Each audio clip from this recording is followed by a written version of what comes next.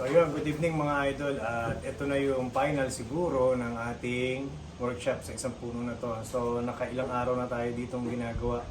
So doon sa mga ina-upload ko dyan sa ating YouTube channel, baka sabihin nyo isang araw lang to. So sabihin ko na sa inyo na ito ay pangatlong araw na dito. So doon pala sa simula, nakita nyo naman na nagpili tayo ng sanga, nagtanggal tayo ng dahon, nilinis yung mga sugat, and then nag-workshop tayo, nagmakina tayo dito. In-enhance natin lahat ng mga dulo ng mga sanga ng puno na to.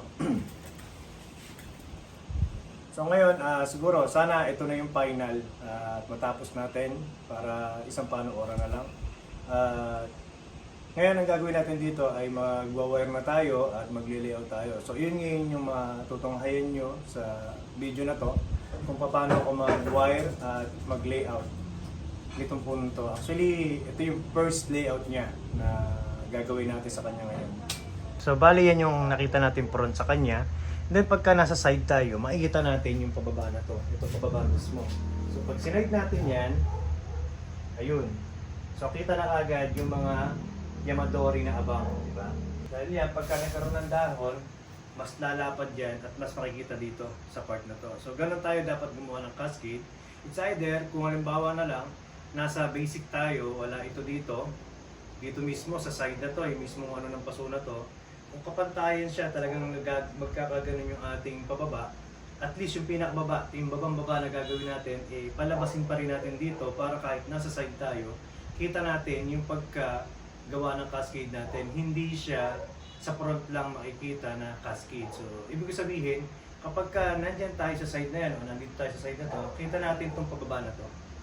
Ngayon, ang uunahin natin ay yung parting baba. So, ito yung tinatawag na buntot sa cascade. So, ito yun. Ngayon, ito yung tatlong sanga. So, ito yung 1, 2, 3 na sanga sa baba. Then, ang gagamitin natin dito ay 2 mm. Ano ang basihan natin sa paggamit ng mga size ng wire?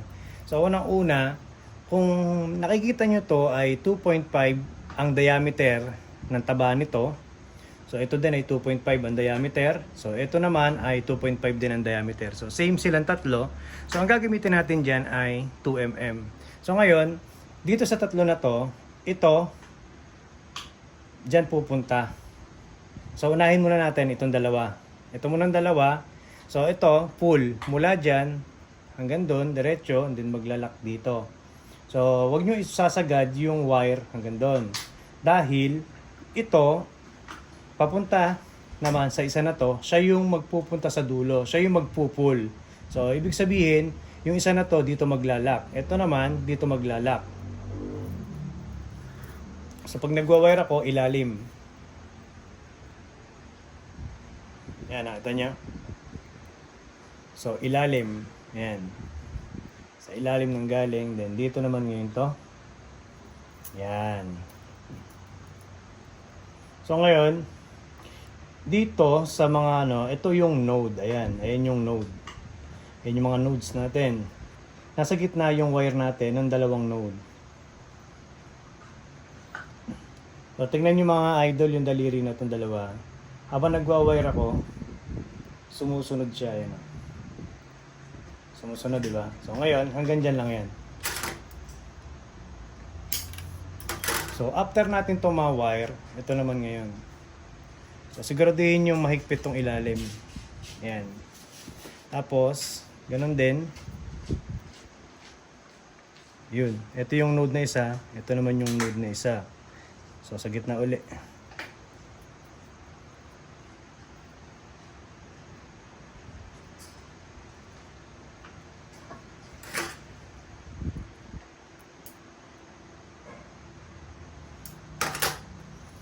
Pagkatapos natin ma-wire to, ito yung sinasabi kong pull. Mula dyan hanggang doon diretso. Then ito naman, dito siya nag-lock. So kalahati lang, hindi natin pinul.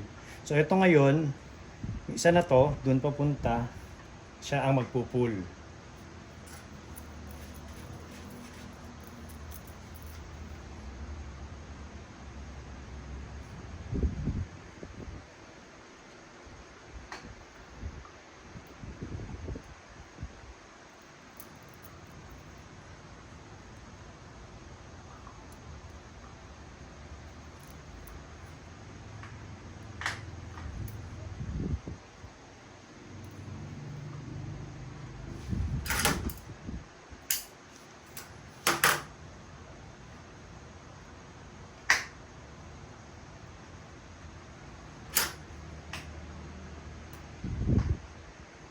Ngayon, na-wire na natin yung tatlo, ili-layout naman natin yan.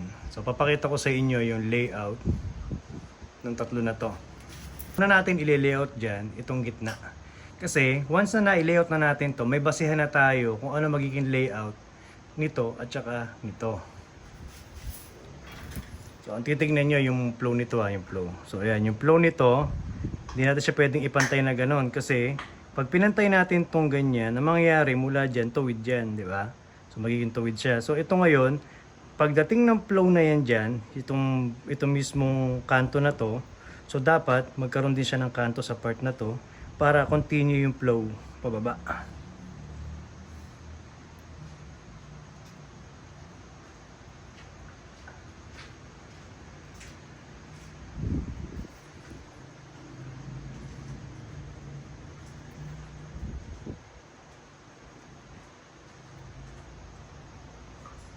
So nakita nyo yung movement nito. Nagkaroon ng curve, pantay, pantay, nagkaroon ng curve. Tapos yun ulit siya pantay. So yan ngayon yung layout pababa. Continue yung flow. So ngayon ito na-layout na natin tong isa na to. So may basehan na tayo ng pag-layout dyan sa dalawa na yan. So dito ngayon yung one nito nandito papunta sa front. Ito naman ngayon yung 2 nandito naman papunta sa likod. So ngayon ito namang isa na to papunta sa loob yung 1.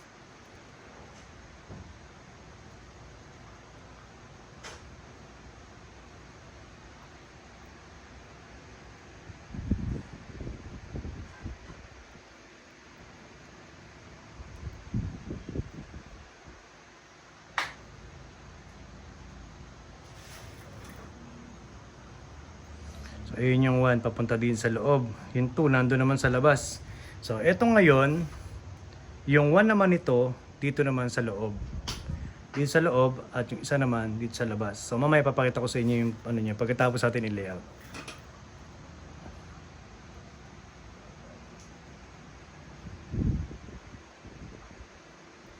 So, yun yung node. Pinasok natin.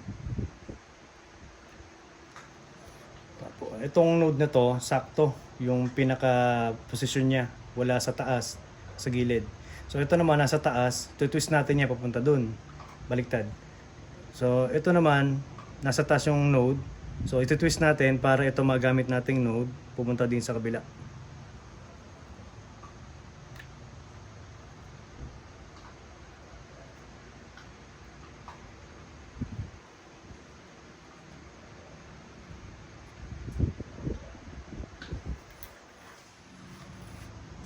So, dito ngayon, kung mapapansin nyo to ito may movement. Ganyan.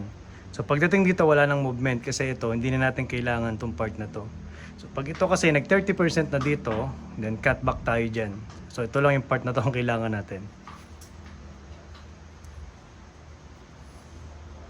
So, ito na yung first layout ng ating baba, yung tinatawag nating buntod. So, ito yung sinasabi ko na ito yung unang layout, gitna, sinundan nito, sumunod ito.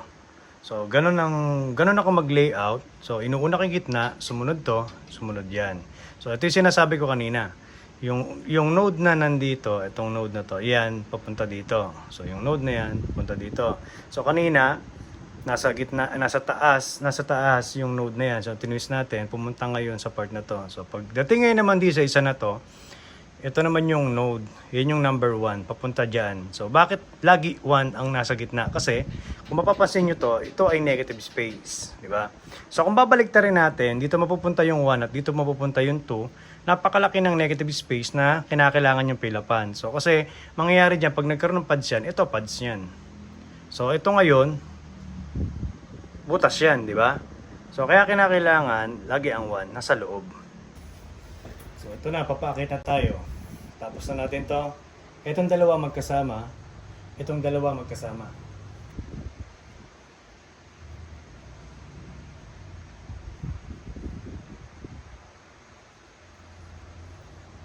So, mga idol, hindi yan, pag nilagay nyo yung wire dyan at may pagitan, hindi siya dapat tatawid papunta rito isang ikot lang. Kinakailangan lagyan nyo ng ikot na isa para mas matibay yung wiring natin.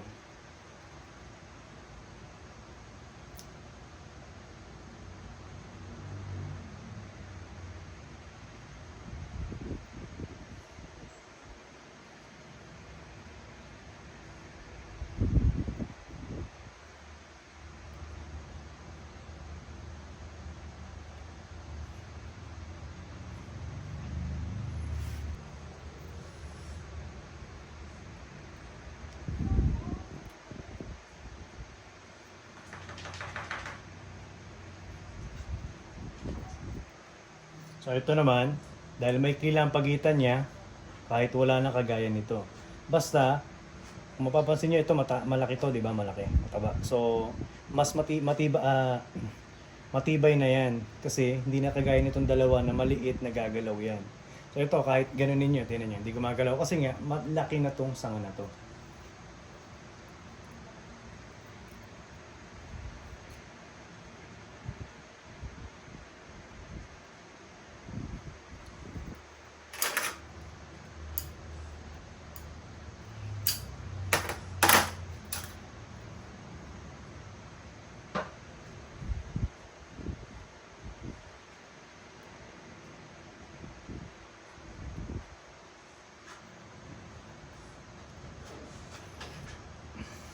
So na-layout na natin to. Ni-layout na rin natin. Ngayon, ang comparison natin, ganun uli. Dito tayo magsisimula. Sa gitna. Sumunod yung dalawa, sumunod to.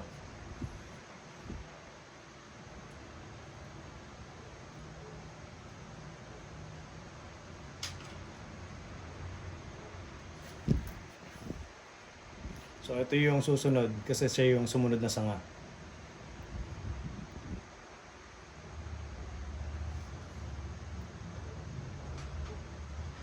Twist natin kasi hindi tama yung node sa taas. So ngayon nasa gilid na siya, papasok na.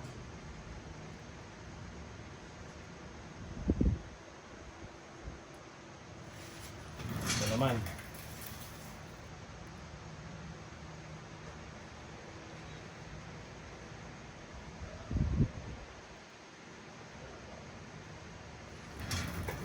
Ito naman. Ayun yung node na kailangan natin. Nasa ilalim. Titwist natin. Yun. Tapos ito naman yung isa.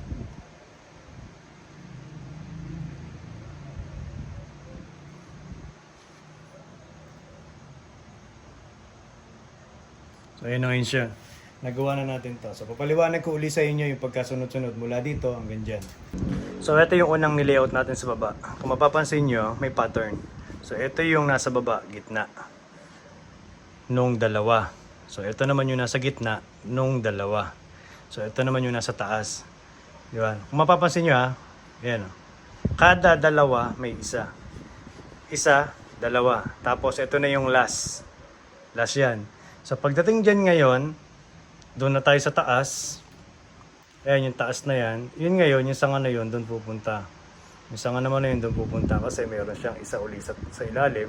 Silang dalawa naman ngayon sa taas. Ngayon, dahil ito naman yung sumunod na sanga dito, bago natin tapusin yan, dito muna tayo. So dito ngayon sa part na to, ito ngayon ay gagamit na tayo ng 2.5 sa dalawa na yan. So ito ngayon, naglalaro lang to ng 1.5, yung tatlo na yan.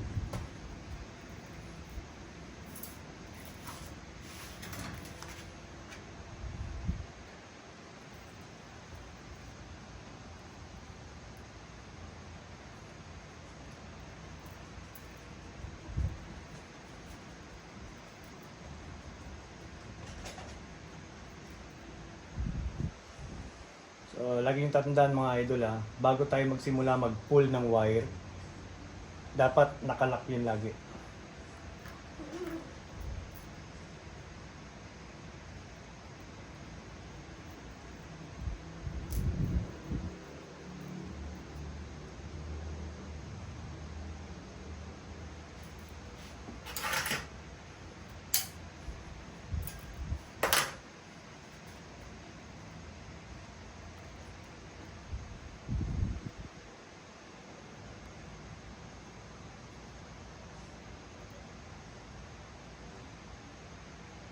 Hirap mag-wire ng kaliwa.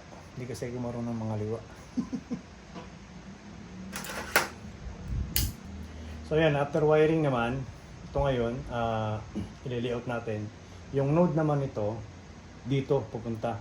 Hindi papasok. Kasi yung 1, pag dito natin nilagay, nilayout natin to, makukuberan ng paddings nito yung number 1. So yung number 1 dapat dito pumunta.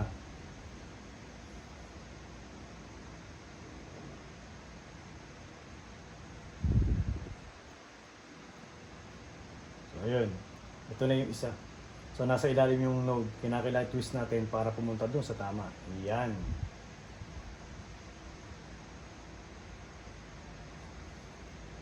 So duktong ko lang. Ito yung pinaliwanag ko doon sa part 3. Nakita niyo to? So magkakaroon ng pads dito, kita pa rin yan, yung gin, di ba? So kaya sinabi ko sa inyo, ang tatanggalin na kahoy yung nasa taas, itong nasa ilalim ang matitira. So ayun na ngayon siya. So maganda ngayon yan, di ba? Pagka nagkaroon ng pads dyan, naka-highlight. So ngayon, ito naman, susundan natin yung layout nito. Yung 1 nito, doon papunta, yung 2 nito papunta naman dito. So ito yung node, ayun. Sa labas na, ayun. So ito na yung 2.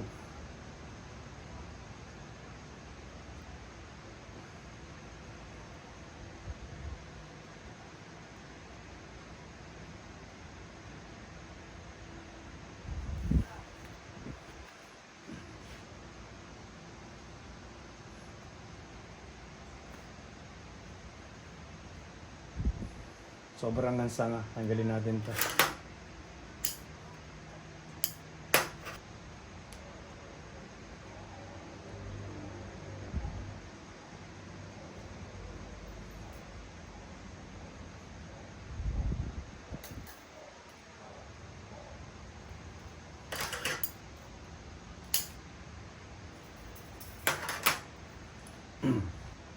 So yun, ito nga yung isa na to, ang tatapatan niyan, ito.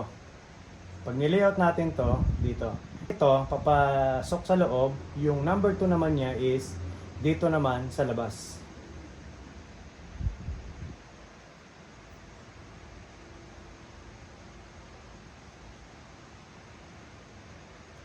Tapos ito ngayon, kukuha tayo ng isa dyan. Itong node na to, papunta dyan.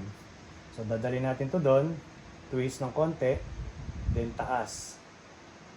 So ngayon, bakit nakataas yan? Yan ay pseudo, mga idol. So pseudo apex yan. So magkakaroon tayo ng separate apex yan na maliit lang. Hindi siya apex talaga na nakagaya nito ay nasa taas ha. So ito ay separate apex lang na maliit na parang bubuko lang siya na pads. Parang ganun. So dito na tayo ngayon.